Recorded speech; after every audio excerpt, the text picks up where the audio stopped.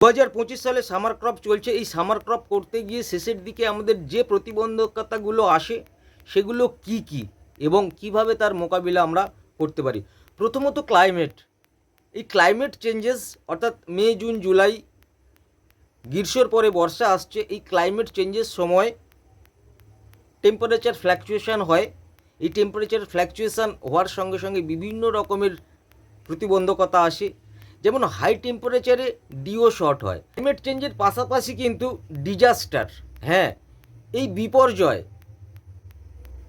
অতি ভারী বৃষ্টি, ঝড়, যার কারণে সম্পূর্ণ এলোমেলো হয়ে গিয়েছে 2021-এ যেমন ইয়াস, তার আগে আয়লা, আমফান,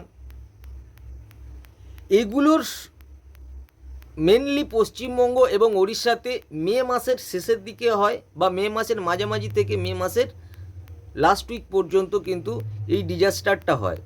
আমরা সবসময় চিন্তা করব, যদি কোনো রকমের ডিজাস্টারের খবর পাই তাহলে তার আগে আমরা চিংড়ি যাতে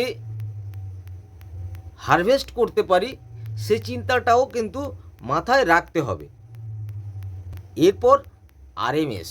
হ্যাঁ বন্ধুরা, এই ক্লাইমেট চেঞ্জের সঙ্গে সঙ্গে যখনই টেম্পারেচার হাই হয়ে যায়, ডিওসি বাড়তে থাকে, বায়োমাস বাড়তে থাকে, তখন কিন্তু আরএমএস চলে আসে।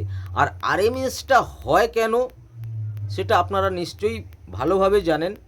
ইজি মোল্টিং করাতে হবে, জলের গুণগত মানকে ঠিক রাখতে হবে, মাটির গুণগত মানকে ঠিক রাখতে হবে। এরপর NO2 নাইট্রাইট, এই নাইট্রাইট হাই হয়ে যাওয়ার সঙ্গে সঙ্গে কিন্তু মাছের মোড়ক শুরু হয়ে যায়। ম্যাক্সিমাম চাষিরা অ্যামোনিয়ার জন্য ইউকা ইউজ করে, কিন্তু NO2-র জন্য আগের থেকে কোনো ব্যবস্থা নেয় না। তো NO2 হাই হয়ে গেলেই কিন্তু আরএমএস চলে আসে। তাই NO2 যাতে কন্ট্রোল থাকে তার আগে আপনাকে প্রিভেনশন নিতে হবে। মাঝে মাঝে নাইট্রাইট অবজারভার মেডিসিন আপনি করতে পারেন, লবণ পটাশ করতে পারেন, ওয়াটার এক্সচেঞ্জের মাধ্যমে কিন্তু এই NO2টাকে কন্ট্রোল করে রাখতে পারেন। এরপর মোল্টিং। ডিউ টু মোল্টিং কিন্তু আরএমএস নিয়ে আসে। অনেক সময় স্যালাইনিটি হাই হয়ে যাওয়ার জন্য হার্ডনেস বৃদ্ধি হয়ে যায়, ডাবল সেল হয়ে যায়, ইজি মোল্টিং হয় না।